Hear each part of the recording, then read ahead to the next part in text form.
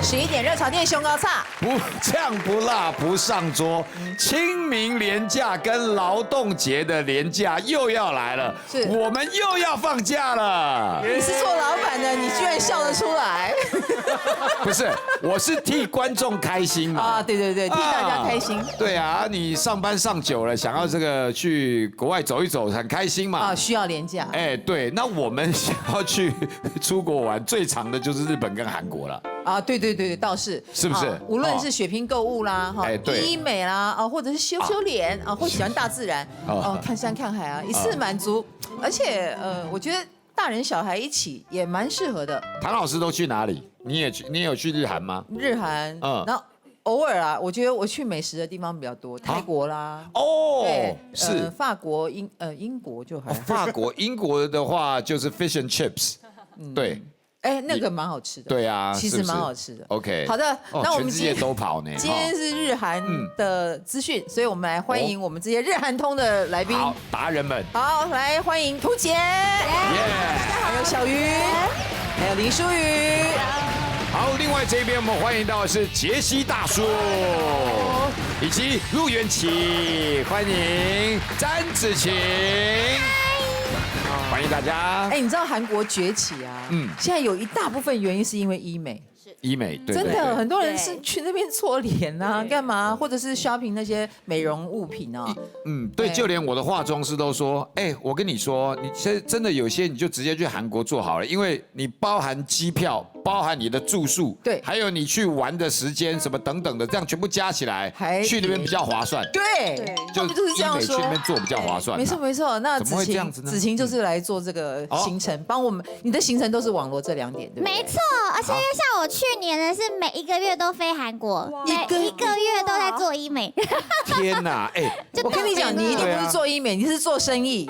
对，做生意没有，去那里挖掘好用的东西。对，所以我要跟大家分享就是韩国首尔夜店医美行。好，对，然后因为其实我是一个很常就是去韩国的人嘛，所以我就已经太知道去哪里玩了。那我跟大家分享就是行程要怎么安排。首先呢，因为是连假嘛，所以大家一定要把时间发挥的淋漓尽致。首先第一个，比如说你礼拜5放假嘛，5、6日1，对不对？你直接礼拜4的晚上就坐红眼班机去了。然后你礼拜5就有一整天的时间了。你耍什么年轻啊你？年轻人才做得到。所以很多上班族他可能1年放个1、2次连假，可能就只能偶尔飞一趟，所以要把握那个时间呐。也是啦，对，不然第2天飞掉就是一个早上。对啊，而且去那边天色都晚了。主要是你礼拜5大家都塞在礼拜5去，就会很多人，然后机票也比较贵。大概是凌晨的。通常是可能11点半，然后飞过去就已经1、2点的。凌晨1、2点。对，有2、3点的。也有2、3点的啊，真的啊。对，然后但是你去那个也不累，因为去那就是睡觉，你直接呢先去汗蒸幕哦，然后你也不用花太多的钱，因为你进去可能才200、300块台币而已，你就可以洗澡、搓澡、按摩，然后在那里睡觉，通通一次包办。它那个概念是就像是3温暖一样，是吗？3温暖，然后因为24小时可以寄放行李吗？可以哦，可以带行李去。对，然后现在很多的那种汗蒸幕很厉害，是它还有按摩的服务，因为以前只有纯就是泡澡玩，以前只有纯。就是单纯洗澡跟那种就是烤箱什么，现在有一些是还有做按摩的服务了。OK， 然后因为第1天到嘛，一定要好好的就是放假的那个心情，直接先去汉江骑脚踏车，然后煮泡面。要体验韩国人就是他们休假的时候会去的地方。等一下，为什么我在台北，我去大安森林公园骑脚踏车，在那边吃泡面就好，为什么要特别飞到那边去那边的公园呢？因为你去那边的感觉氛围不一样，而且不一样吗？而且旁边人会讲韩文啊！天哪，真的！你看，超级多人哦，韩国人真的就是假日就会去汉江骑脚踏车，然后煮泡面，就马上融入他们。泡面看起来好好吃哦。然后你也可以去租那种地垫，就放在那个草地上，然后躺在那里野餐，野餐啊，赏花，很多这种泡面机非常有趣，然后便利商店全部都是泡面。哇，泡面文化真的可以开那种泡面博物馆。泡面博物馆，对，你可以选你的配料，你可以选你的像起司啊，你的蛋，你就会加进去，你喜欢吃什么就加什么。哇，对，这么特别。那如果你第一天就想要直接逛街 shopping 也可以，因为就在汉江的附近就有一间很大的百货，你就可以在里面逛爆，因为那里面所有的品牌基本上都有了。所以如果你去玩汉江，想要开始疯狂买东西，就直接去那里买就可以了。然后第二天呢，就直接杀去圣水洞。圣水洞是现在最红的一个景点，年轻人最爱。对，年轻人最爱。然后它那里就是除了假日之外，其实它平日也超多人，所以呢，你就根本不用管是平日或假日去，就是你去那边还可以看到很多的那种快闪店。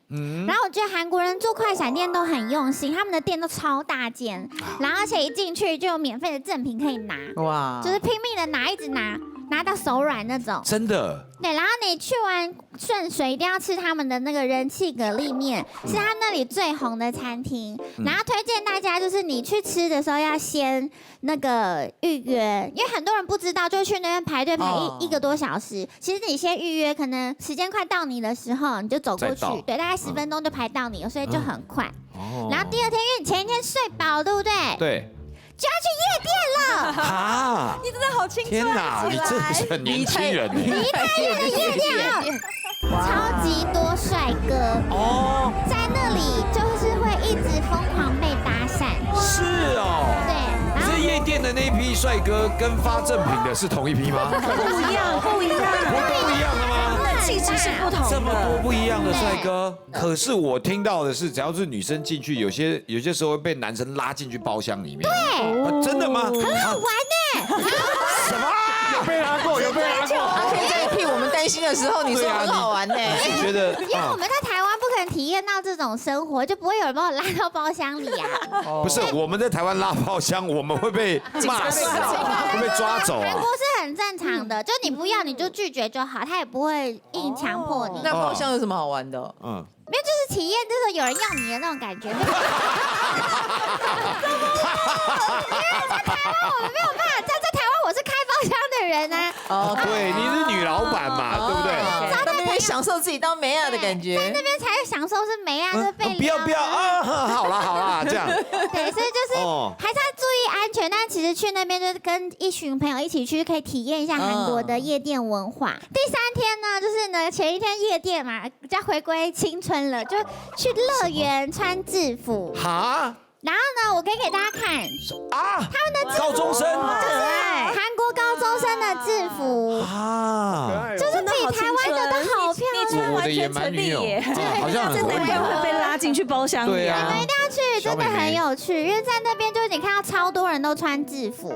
就会觉得哇，好像是回到年轻的时候，高中时代。去那边穿制服去乐园是合理正常的，很合理，对不对？对，因为在那个乐园就专门租借的，所以去那边很多那种可能我看过那种快50岁的人都会去租那种，也租了学生制服，对，就是要一起去体验那个感觉。对，然后再来就是要去中路3街，现在也很红的一个专门吃宵夜的地方，就是那里超多人，大家下班了就会在那里集合，然后就可以去干嘛？喝酒，然后而且还可以搭讪，有点像热炒店的热炒店，当然是路边摊，就是一个棚一个棚那种红色帐篷马车，像韩剧里面那一种，就像韩剧里会出现的那种，还会看到男艺人，也会看到男艺人吗？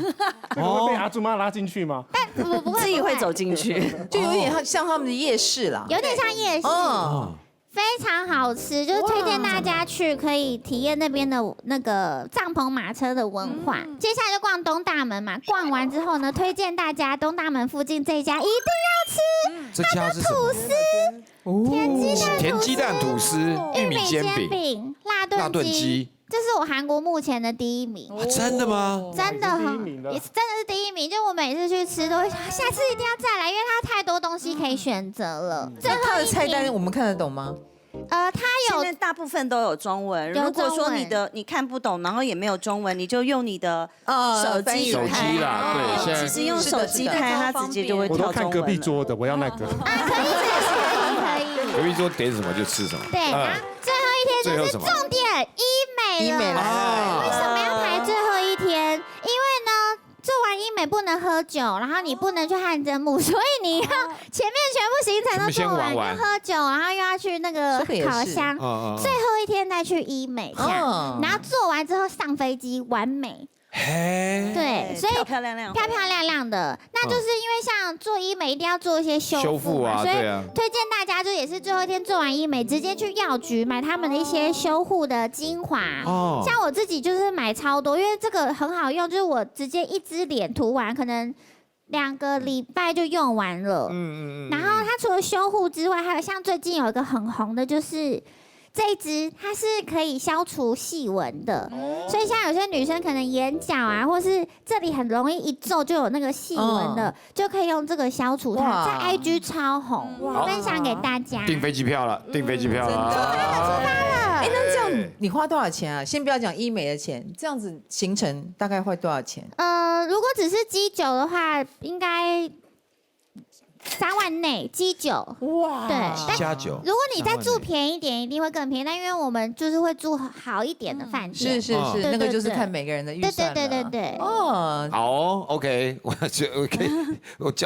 觉得红眼班机对我来讲比较是考验了。是的啊。对啊，你坐过去，然后要直接在那边，然后再洗澡什么的。如果我们平常就是已经工作到很累的，就没有办法走丫头这种并蹦跳的行程。哎，对啊，你就是一天到晚出去购物的人啊。那你因为做那个网购嘛，所以你东西很多呢。我东西很多，所以我其实没有办法坐红眼班机，我也没有办法搭联航，所以我的朋友呢，他们就是像我这个年纪，想要出去很舒服的玩韩国，我其实我都会帮他们 setting 好。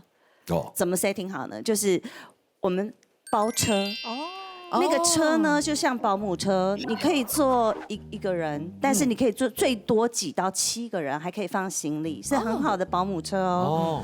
一天它大概10个小时的包车，才1万块台币。点到点， 10个小时哦，对，很爽。你今天想要到明洞逛，你逛好了，我们通常是不是提了很多东西？对，我们要搭地铁回到饭店放，不然你累死了，没办法继续逛。对，这是不是时间？对。那对我来讲，我们出国玩，时间就是金钱，我们都要把它算在里面。我那次帮我的朋友他们设计了那样的行程，他们4个女生去玩，我就帮他们包车，先去机场接他们，所以他们一到的时候呢，不用 check in 饭店，因为饭店是不是3点才可以进去？对，我们不要管嘛，直接去逛了吗？直接去逛啦！哎呀，我们直接去逛圣水洞，我就是要带大家轻松玩。轻松玩，对，轻松玩的行程。我们有地方可以省钱，就是住宿。我们等一下，我再跟你们分享。好，你们看一下我分享的照片，那个生牛肉，还有我上次有介绍大家过的海苔，我就是在这一家店看到的。你看那个牛肉吃好吃，然后它的水芹牛肉汤，桌上就是一个热的锅子，所以它是一边煮。一边喝一边吃，然后有很大的萝卜块在那边旁边一大桶，你们爱怎么捞就怎么捞。然后吃饱了以后呢，我们就出来逛，旁边有什么？各个牌子的潮牌店，还有现在最红的内衣店，那一区全部都有。然后甜点。好像对，然后还有 GD 最爱的品牌那个香氛，它的沐浴乳啊什么都很好买，而且很便宜。都在圣水洞。其实你现在这样子买一买，一定很重了，因为你们一定会买很多的衣服，对，还有那个。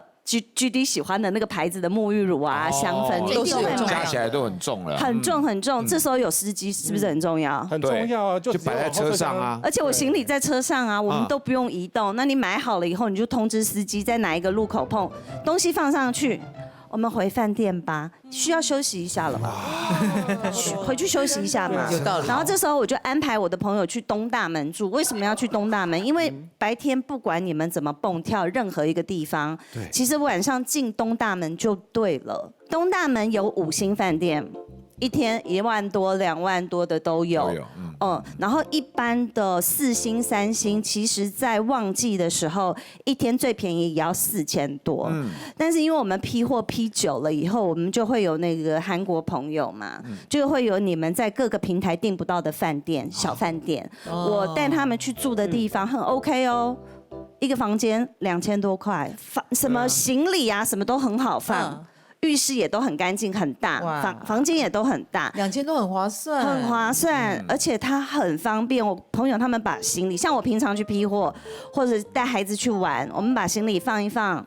然后就在附近逛一逛，其实东大门的那个百货那边的附近也是很好逛的。逛一逛，你晚上就进去逛东大门，就可以开始批货，可以开始买。对，一买你就可以买到早上5点钟。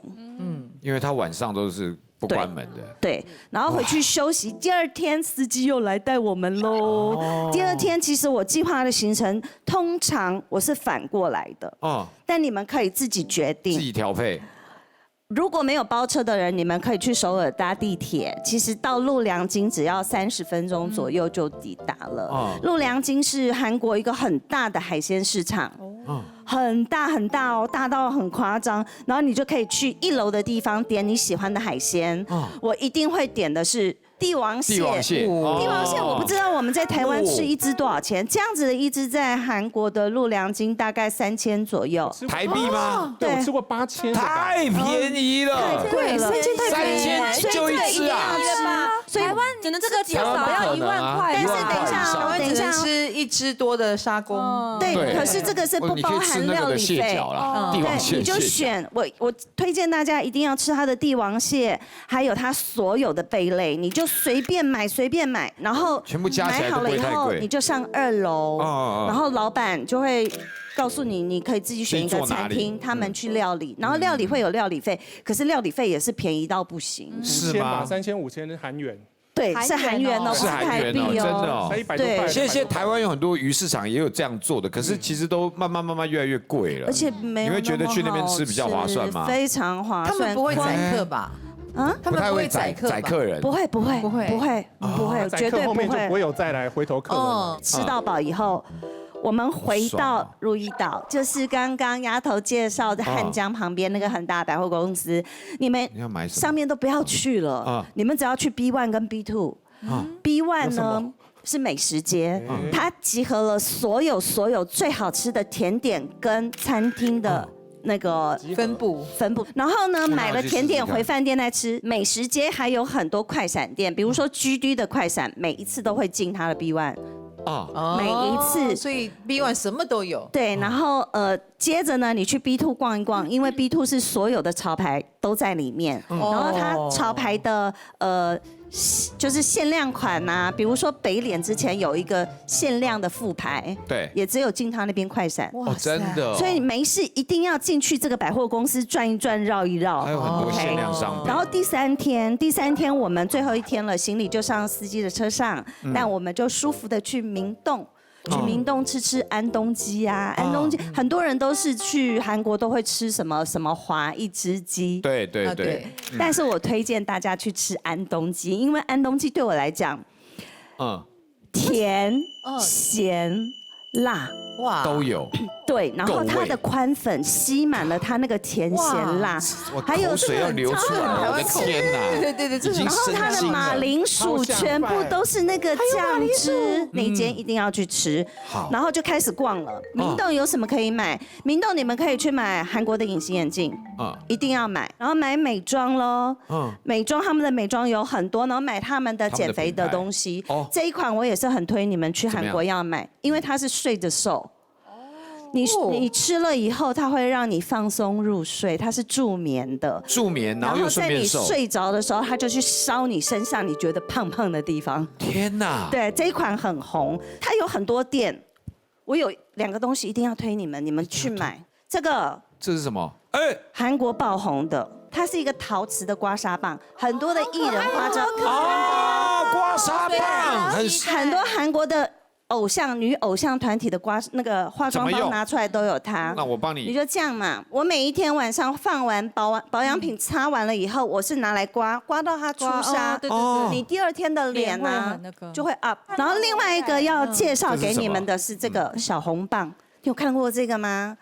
家家户户，对，韩国家家户户必备，它是草本的。2月的时候我一直重感冒，然后我擤鼻涕擤到鼻子这全部都破掉，我只有擦1次就好了。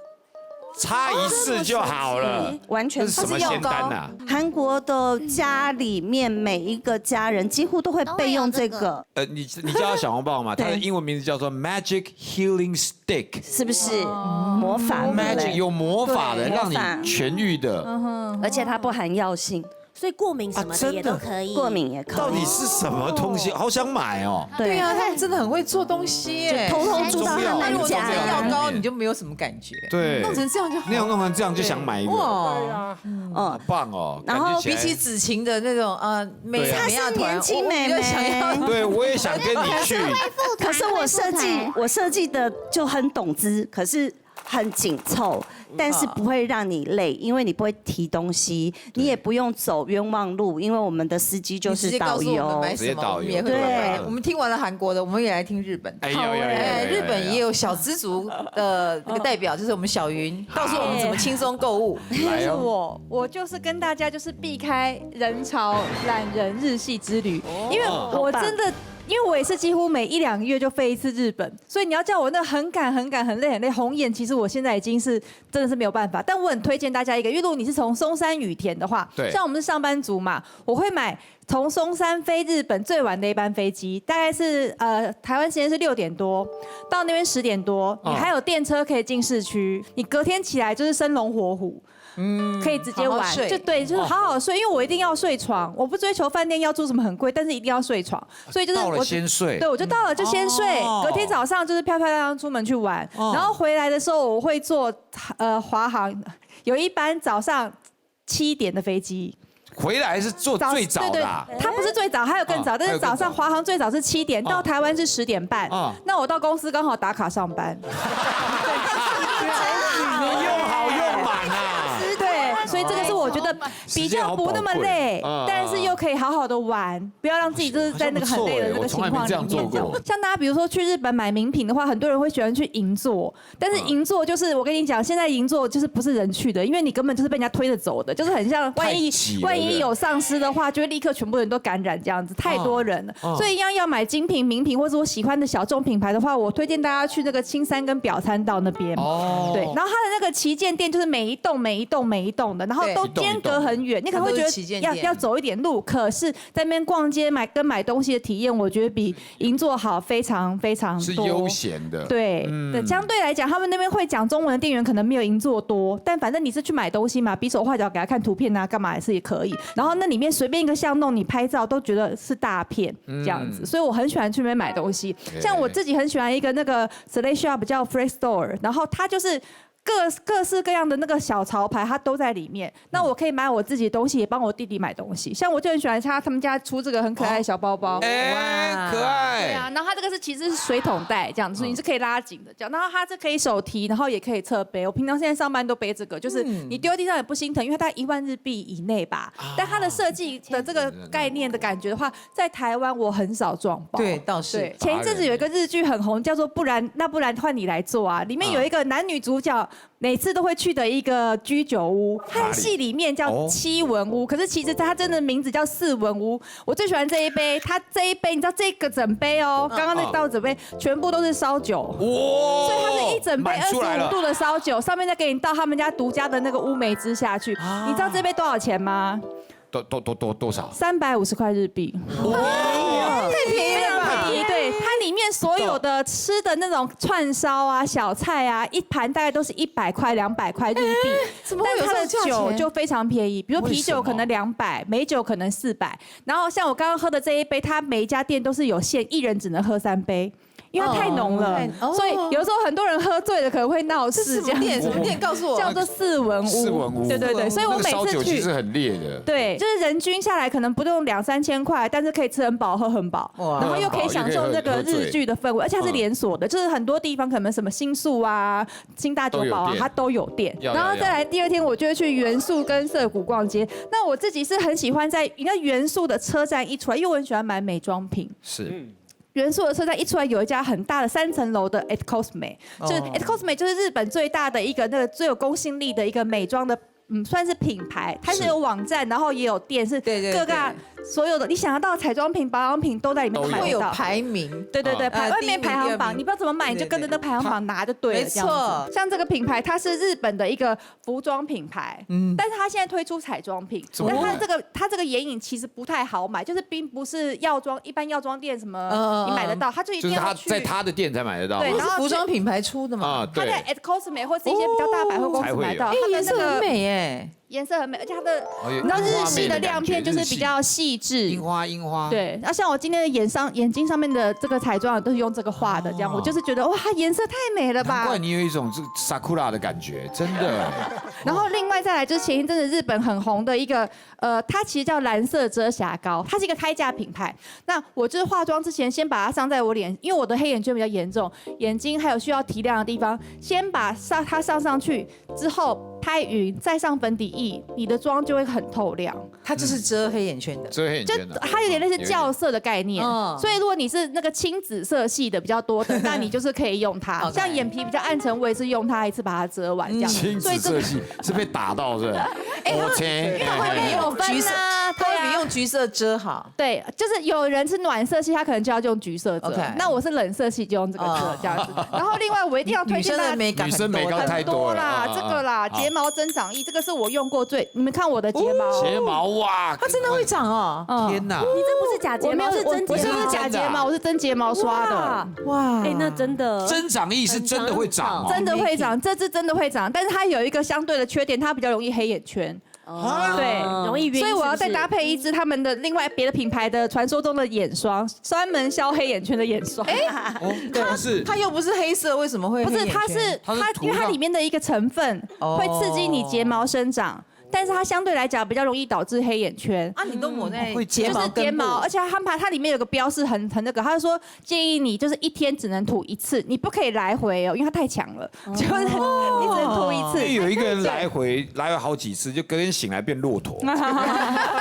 小心哦！就是你们看我现在的睫毛是真的是真睫毛，我没有装假睫毛，这个厉害，就是很长。这是你的真睫毛，真睫毛，随便刷什么睫毛膏都很长，所以也是推荐给大家这样子。哎，你要。告诉我哎，那个好哎，我也想用。再来，我也要买。可以。我是等一下，我先发现，你看我跟杰西大叔是现场唯二的男生，我都想要买这些东西。男生也在意睫毛有我的睫毛相对来讲，因为我眼睛大，可是那我眼睛大就要配那个长睫毛就厉害。我眼睛大，睫毛就不够长，就差这个睫毛，就差，你就会有女朋友。我想要变骆驼，又浓又长，而且我是连下睫毛都变很长。好棒哦！所以我个人是虽然会有一点黑眼圈，但我觉得 OK，因为黑眼圈有遮瑕膏嘛。那睫毛的话比较重要。这也是日本买的。对，在日本买的，对。那个时间比较赶，那我再来讲一下，就是富士山赏花一日游。我跟大家推荐，因为我常常是一个人独旅，所以我很喜欢报名那种有那种 one day tour。台湾有很多的那种网站都有这种所谓的 one day tour， 就是早上集合，在那边集合，然后你可以选有的富士山啊、镰仓啊、横滨都嘛可以选。那我很喜欢去富士山，是因为这样我就上车就睡觉，然后下车就拍照。那4月的时候，因为我生日是4月，所以我每年基本上都是4月的时候去。好美哦！4月初富士山都还有樱花，然后还有那个之前很红的那个便利商店门口后面是富士山的那个，原本那个本来被包起来，后来他们就是这种 one day tour， 他们发现另外一家 Lawson 后面也有富士山。好不缺。然后最后再一个买东西，就是因为我脚很大。所以很多漂亮的鞋子我在台湾都买不到。OK， 所以我去日本都很喜欢特别去買鞋子，像在日本的 Atmos 或者他们很多那种大型的品牌旗舰店，就是我想要。像我这一双是之前是 New Balance 跟日本，它是东京限定款，漂亮，好看。对，那我就觉得它这个咖啡色跟这个上面的这个花纹啊，非常的漂亮，所以我很喜欢。但是我在台湾看一双代购是6000多块，但是我自己在日本买的时候是折台币4000出头。哎，对，像这个是 Converse 自己出的乐福鞋，因为我买很多牌子的乐福鞋都不合脚型，或者是那个底很硬，我不行，我就是走不了2步。但它这个底就是很好走，因为它有放一点运动鞋的概念在里面。对，所以这个是 Converse 的乐福鞋这样子，所以这个也是都是在东京买的。像早上这双在艾迪达也是，像台湾这种艾迪达什么缎带蝴蝶结、银色配色都没有我的尺寸，没有你的尺寸，没有货，有钱都买不到。但是在日本就都买到，而且我这双很便宜，折台币可能不到2000块。对，我现在就想买机票，真的，今天晚上就去，就照他的行程走，成功就走。而且舒宇很会拍富士山哦。哦，对，而且我不只会拍富士山，我还要把我们家的长辈跟小孩都带去。你还带什么？对，因为很麻烦呢。大家会觉得很麻烦，可是因为我不然现在有小孩嘛，不可能说一放假我就自己就跑了，我还是有小孩。那有时候想说，长辈带着其实可以互相帮忙。所以呢，我直接长辈带着，原来是长辈是把你把它当成佣人的概念。但是我要说，我嗯每一次带长辈回来，他们都超感谢，他们都说哇，你真的安排得很好。他们都说谢谢主人，这样。不是啦，好啦，我的行程是家族旅游，一家老小全部搞定。哦。对，然后呢，我的行程呢，因为我带了一家老小，我们一去就是9个人。所以9个人，很多呢，一辆巴士都坐不下哎。老的至65岁，快70岁，小的至2岁，就是我最小的那个。所以呢，我可以办法让这些全部都玩得很开心。就是我一样，第一天我们去一个叫做昭和年代的复古乐园，它叫做西武园。它很棒的是，它进去的时候，它光那个就游园的那个它是一张报纸，复古的报纸。你说地图？地图是一个报纸，然后整个园区就是一个昭和年代的感觉。然后你进去看到了，你看它就是它的商店街，大人一定很喜欢。对，然后拍照，我觉得它很棒的是，因为我们很多时候就想说去日本就要去迪士尼，可是说实话，你去迪士尼你要拍照，全部都是人，在这边你可以感受到一样的热情，因为他们所有的里面的 NPC 就是会，你看像我有在跳舞，他们里面的 NPC 会在里面，然后跳复古的舞，然后他会在那个街上有卖鱼的、卖水果的，然后有理发厅，有那个什么什么都有。对，然后它的游乐设施是原子小金刚，你的云霄飞车就是一个原子小金刚的车，然后它的动物都超可爱。你看它的旋转木马动物是那种青蛙、骆驼，日本风的迪士尼嘛。对，就是你会觉得很复古，可是又很干净、很漂亮。然后再来一定要去吃的就是它里面的餐厅，它里面这个餐厅叫做列车餐厅。哇！你踏进去那一刻，你就会觉得你真的上车了，因为它是咚咚咚咚咚咚，然后体感是有微微的震动。哇！厉害的是它整个窗外的风景，从你坐进去开始，你会觉得你已经在日本待了1整年，因为一年四季有雪景、有樱花，然后甚至有花火大会，然后甚至对你看出去，甚至有那个街景啊，它是东京铁塔盖到一半。哇！为什么？因为它就是昭和年代。昭和年代的时候有东京铁塔。对，然后我在里面，然后还会有暴风雪，什么都有。然后在里面，我就跟老公说：“你怎么这样？人家看花火都那么多人，然后你帮我包这一场。”哇！就你会觉得，好浪漫哦，好幸福哦。然后东西也好吃，重点它一克就是食物大概台币300块，可是就有主食、有饮料，又有汤、面包。里面人多少？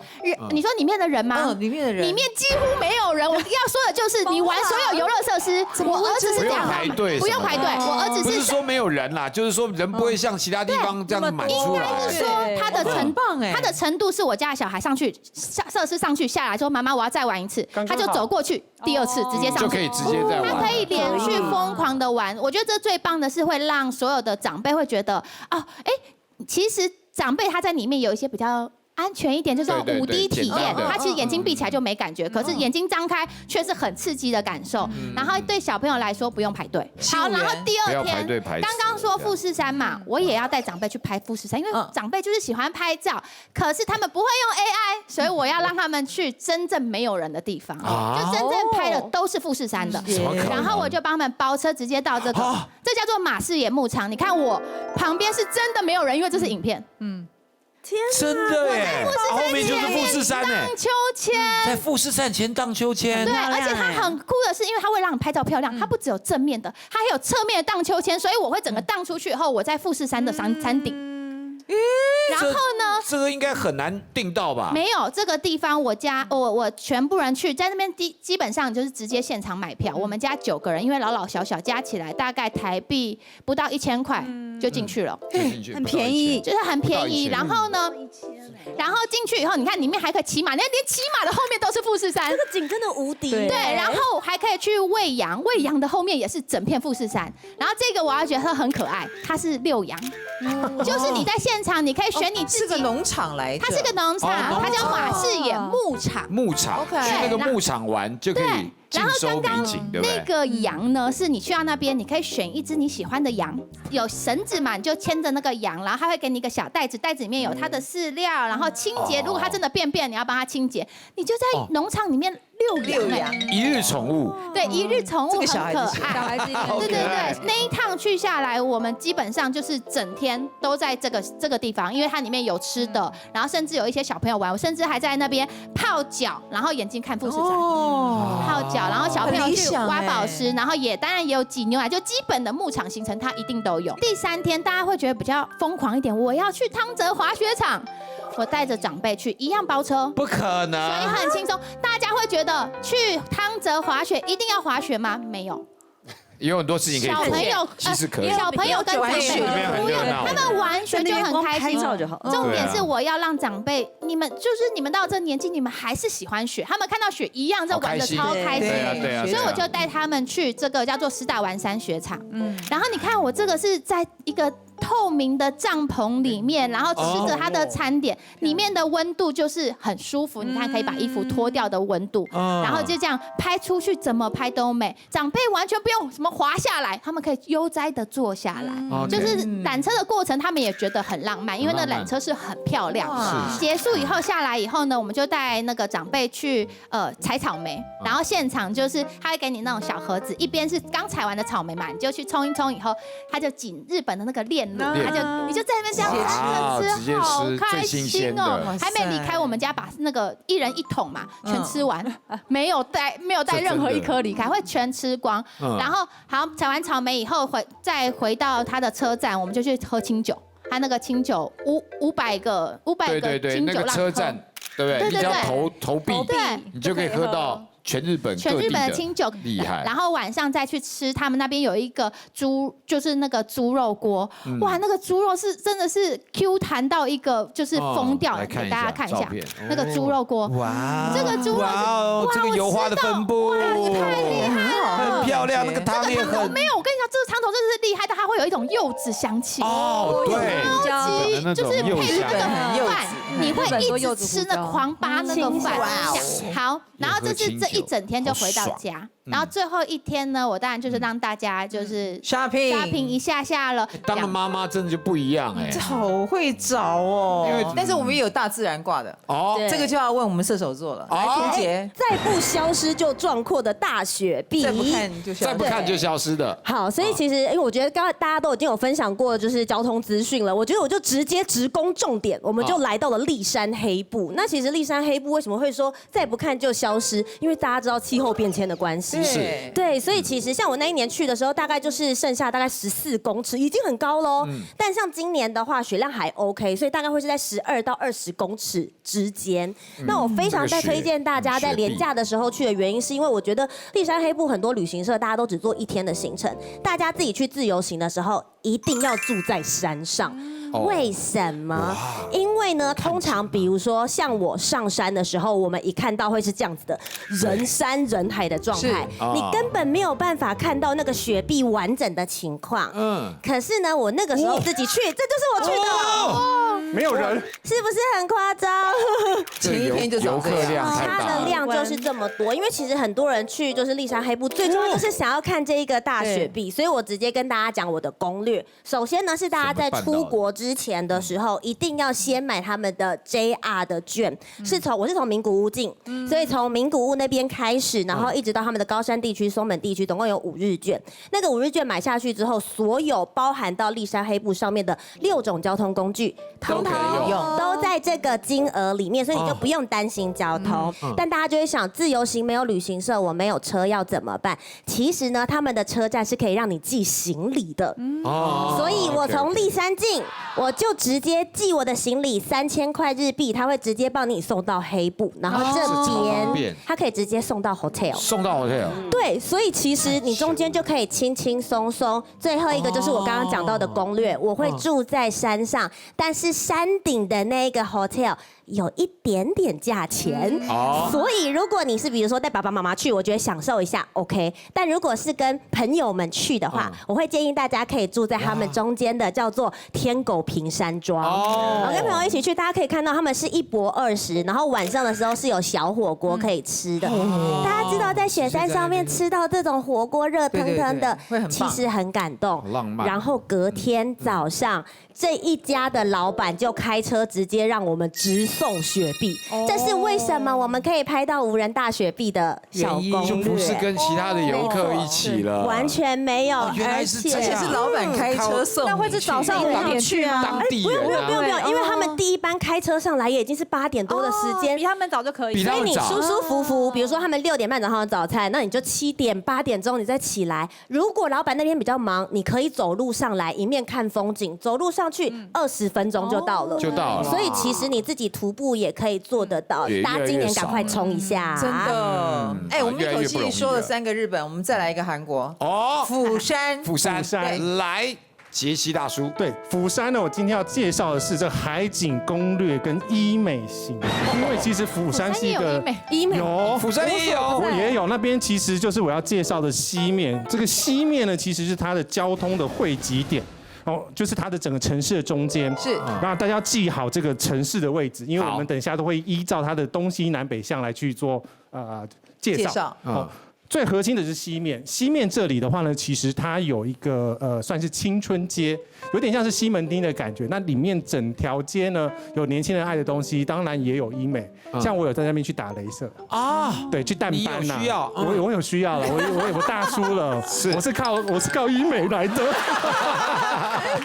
对，那西面呢，除了这个医美，它这医美一条街之外呢，它其实呢，另外一个非常有名的就是他们的猪肉汤饭。这边呢，大部分都不会出现在就是大家常见的那个清单上面。对，都是你独门开发的，有点独门啦。像是西面呢，它其实就有一个米其林的餐厅的那个猪肉汤饭，它叫安木。那这3种，这个其实他们的这一家吗？对，就这一家很典雅，然后它是用这个APP 点餐，就是前面的平板点餐，也很漂亮的餐厅。对，那它比较特别的是呢，它有加上猪耳朵。那它的汤头来讲的话，比较不是传统汤头，它是有点像是有混一些法式高汤，比较澄清的那种感觉。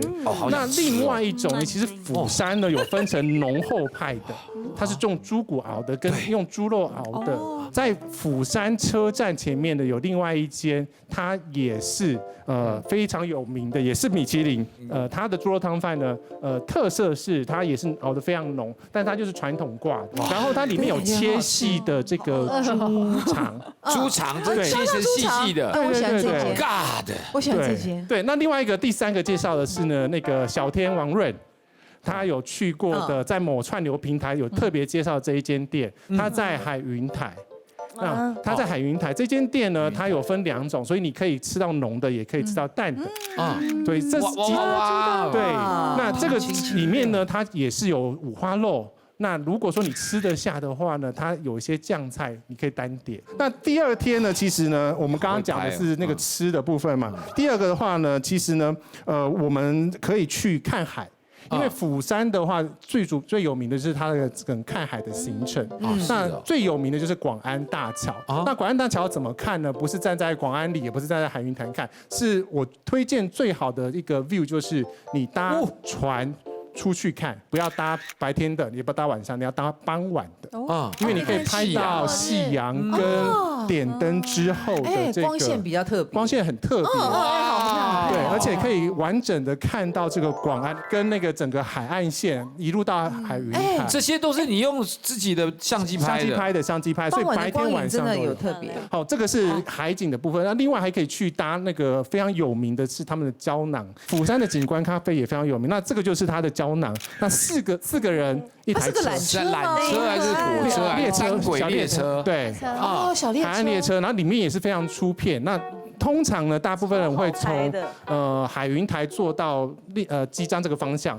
那你如果不想要人挤人的话，可以从反方向搭。我这个都是从反方向拍的。对，因为这个要预约，可爱，没有预约现场是搭不到这个车子。这在旁边的话，其实它还有很多的海鲜店，因为韩国也是非常著名，这个釜山也是非常著名的海鲜的集散地，所以我在这边也有吃到新鲜的螃蟹，像是第3天你可以直接杀到他们的鸡章的海鲜市场非常的有名。